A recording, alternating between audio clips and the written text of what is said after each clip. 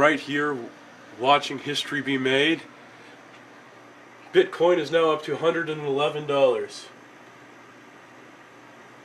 It's an all-time high, and it's continuing to rise. I've seen it break 3 times today. It went up to 110, and this is the highest that it's been. It's ridiculous.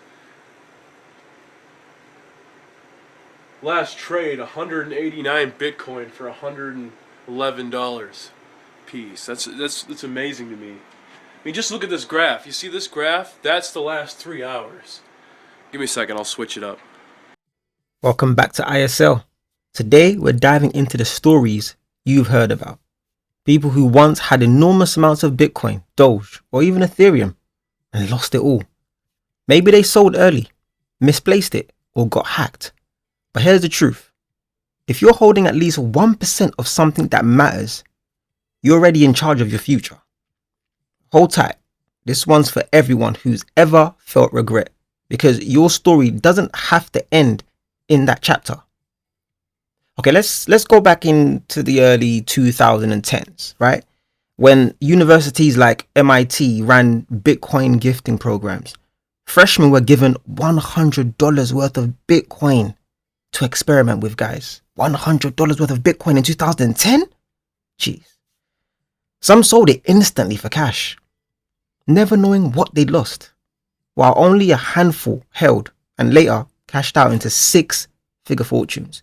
College students are used to getting a plethora of free swag at the beginning of every semester. Coupons, frisbees, food, Bitcoin.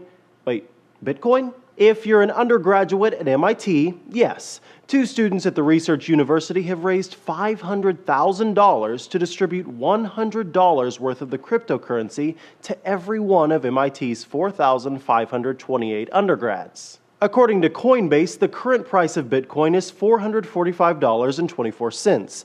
That means at current market value, each student would receive about 1/4 of a Bitcoin. Now, I'm no MIT student, but if my math is correct, that leaves nearly $50,000 unaccounted for.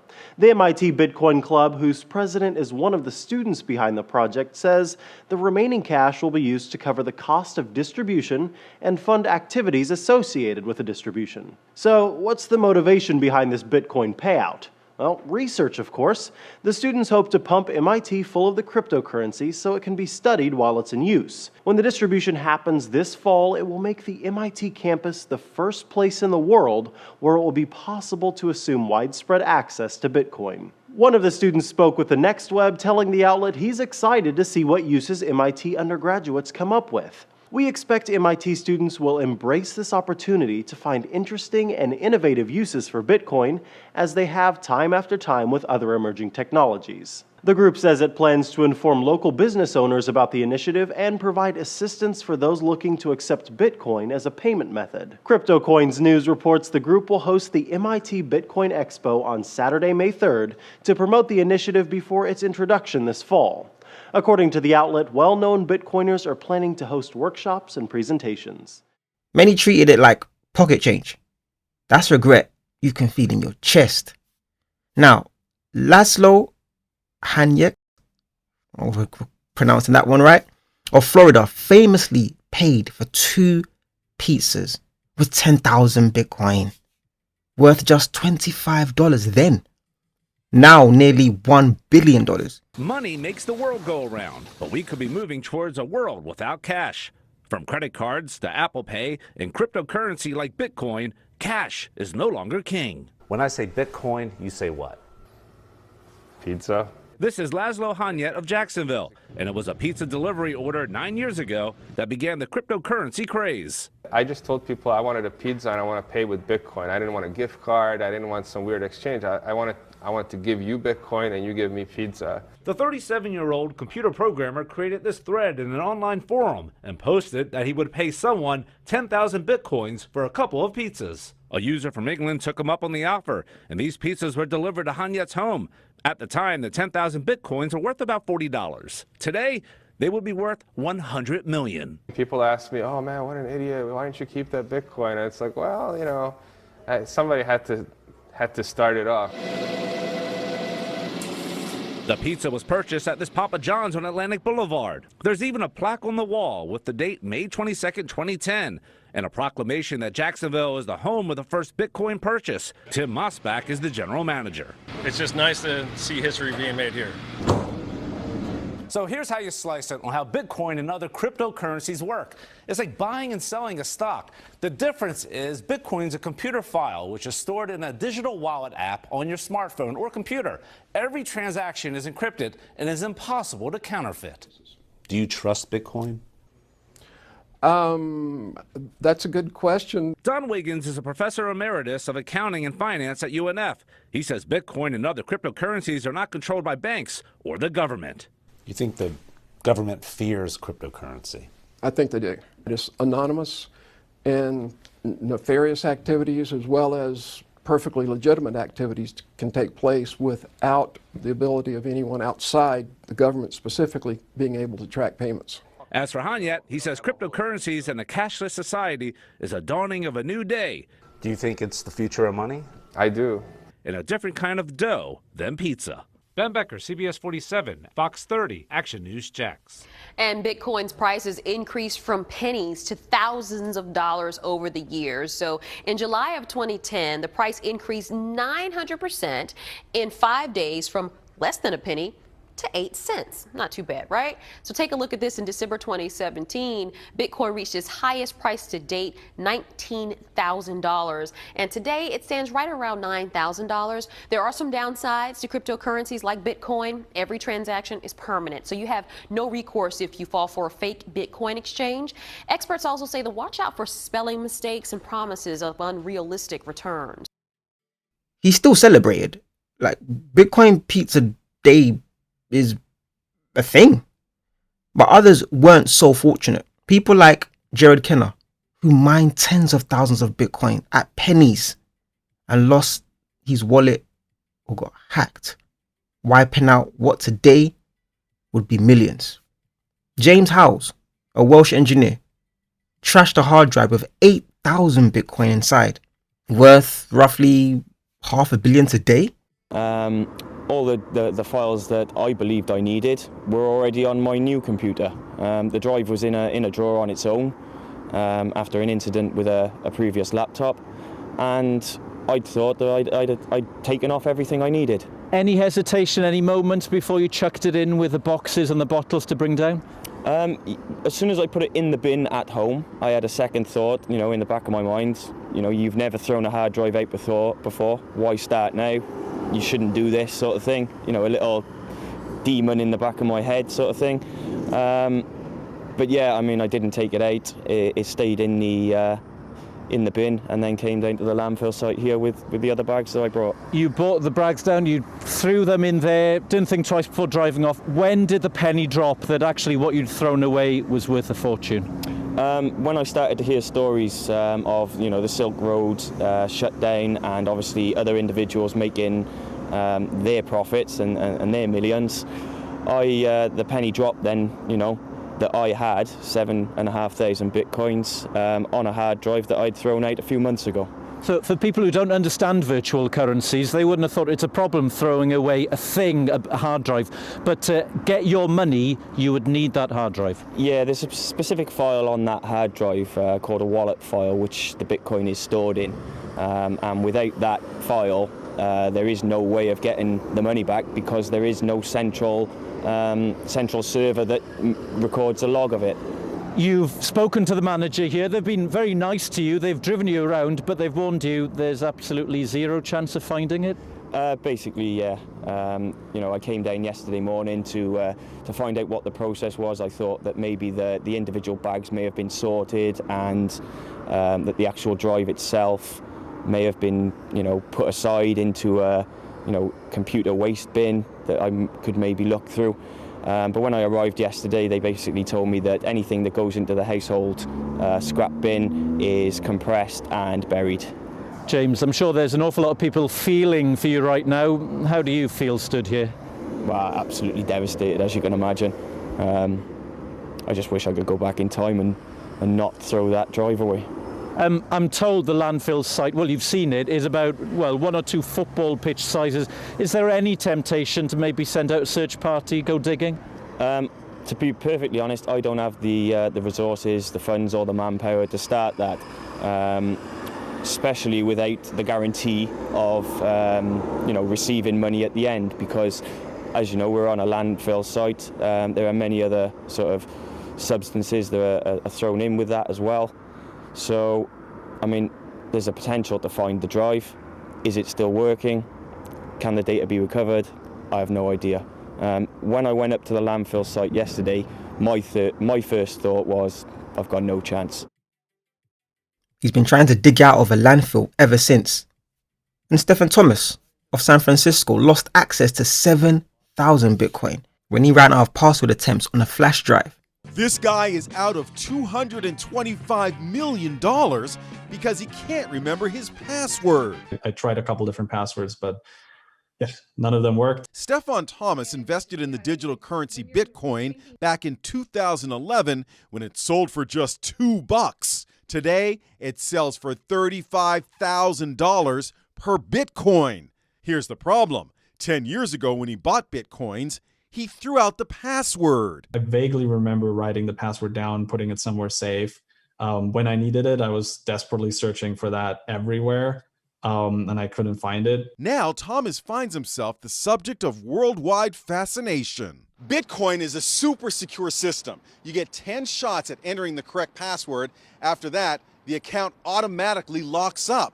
So far, Thomas has tried 8 times at guessing his password. That means he has 2 more shots. After that, his $225 million fortune will be gone forever. Unfortunately, I think the chances of me just remembering the password are unfortunately very slim. Fox Business reporter Jackie DeAngelis has basic but important advice for anyone. Some people choose to write them down, or whatever you choose to do, make sure that you can access it and that you don't lose accessibility to these very, very important passwords. Advice that comes too late for Stephen Thomas as $225 million blows away in the digital wind.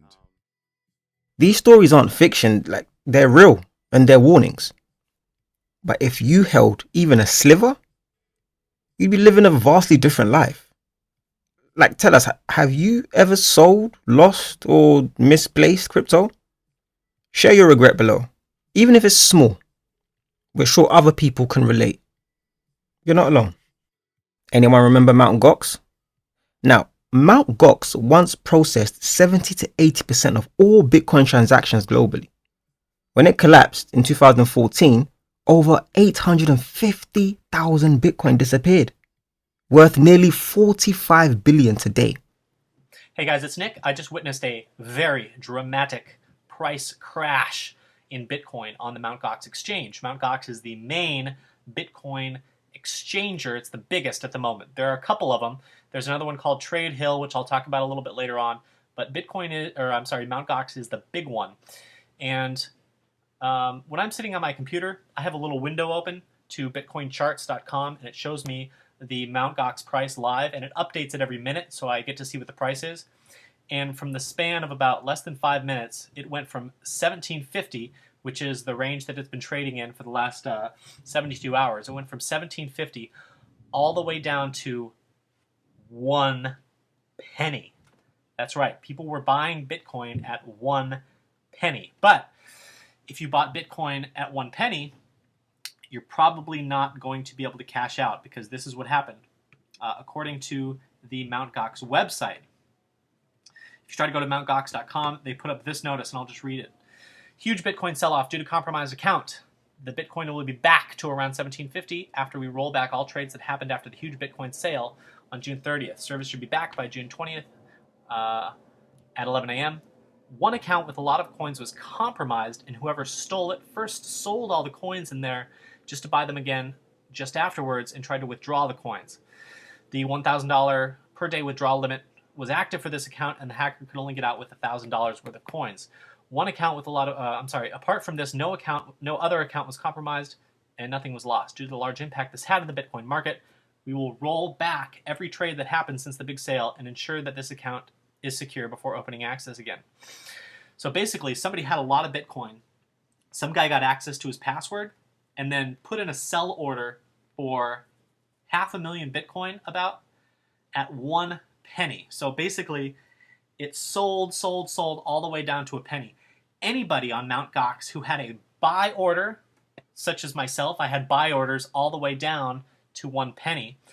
For instance, I had an order to buy 10 Bitcoin at $10, 15 Bitcoin at $9, 20 Bitcoin at $5, 3, 2, 1, all the way down. I had buy orders, and so when Bitcoin price dropped to a penny in the span of that 5 minutes, it went back up to about $13. But in the span of just 5 minutes, all of my buy orders were completed. But doesn't mean I get to walk away with that cheap Bitcoin. You can't go on Mt. Gox right now because they've literally closed down the site, and they're going to roll back all those charges. So any buy orders that I did are going to be reversed, which, well, I guess that's not really good for me, but it is good for the person whose account was hacked, I suppose. Many victims were students or small savers who had a few dozen Bitcoin, now sitting as worthless account balances or legal limbo. That failure changed lives. One Reddit user detailed buying Bitcoin through Second Life dollars and trading it on early Gox, even mining some. At the crash, they sold and lost everything, tracking through spreadsheets that had no assets to withdraw. 10 years later, they got a partial payout, but it was a fraction of what they originally invested.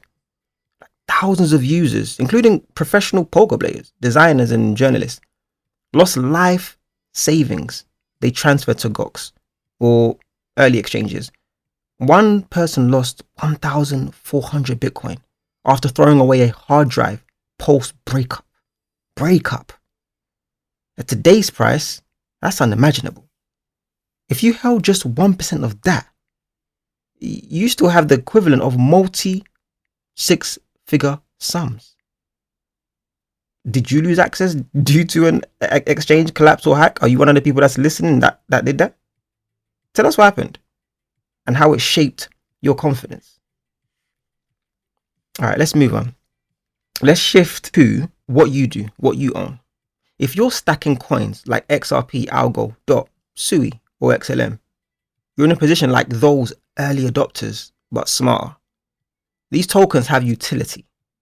Banks and institutions are testing them. Holding just as little as 1% could one day feel like those early Bitcoin stories. Imagine telling someone in 2009 you had 10 Bitcoin. They think you're nuts. Today, that's nearly $1.1 million. The coins you're holding, some built for CBDCs, cross-border rails, smart contracts, they're part of future infrastructure. You might become the person teaching others what you hold. A few decades from now, history may look back and say, person owned Algo or DOT and regret not keeping even a bit. But you held. Even that small percentage protects you from hindsight sorrow. I'm getting ready to go to bed. And I can't lie to my people. I have a confession. I sold XRP when it went up to 240 because the guy who told me to buy it told me that I should sell it because he thought Circle would compete with him. And he was unhappy with it. It's up 60% since I sold it, and I would have made millions, and I want to cry, and I don't own it anymore. Even though I was like the leader of the XRP army, I sold it. Take airdrops, for instance, right? People who held early Ethereum got free tokens from Uniswap, ENS, and others, turning tiny holdings into thousands. Polygon, Kusama, and early Solana airdrops changed lives. People who held dust became millionaires. If you just sold those airdrops now, you kick yourself. Remember, holding even 1% would mean you participated. It doesn't need to be your main stack, just an option for future upside. Keep an eye on upcoming projects though. layer 0 protocols, decentralized storage, tokenized equity platforms, they often reward early holders. Your patient stake could yield what others only dream of. If you don't liquidate before opportunity knocks again, you can be in business. So tell us, did you receive an airdrop and sell it too fast? Be honest, because a lot of people, we know they're hurting right now because they've sold certain coins too early and they don't want to admit. But share what you gained then versus what it could be now. Okay, so here's the rule, right? Don't sell everything. Markets shift. Technology changes. Today's meme coin might disappear, but the infrastructure tokens often persist. Keeping even a 1% holding offers a chance at future upside without risking lifestyle. Some people completely unload when prices are low or they get anxious. Overtrading fees, stress can destroy growth. A small, ignored portion quietly compounds in your wallet while you live your life. In bear markets, you feel nothing. In bull markets, silent pays off. Look at those who held Bitcoin through multiple cycles. They're still winning. You don't need thousands of coins. You just need some. And time, obviously. So are you following this rule at all? If not, what coin have you cut entirely and regret it now? Be honest. Just let us know in the comments. Let people learn from you. That's what we're trying to do. We're trying to make sure we're all learning together. Your story doesn't need to be filled with regret. It can be one of wisdom and strategy. Let us know your mischance story, big or small, in the comments. Hit like if you learned something, subscribe to stay ahead, and remember, keep studying.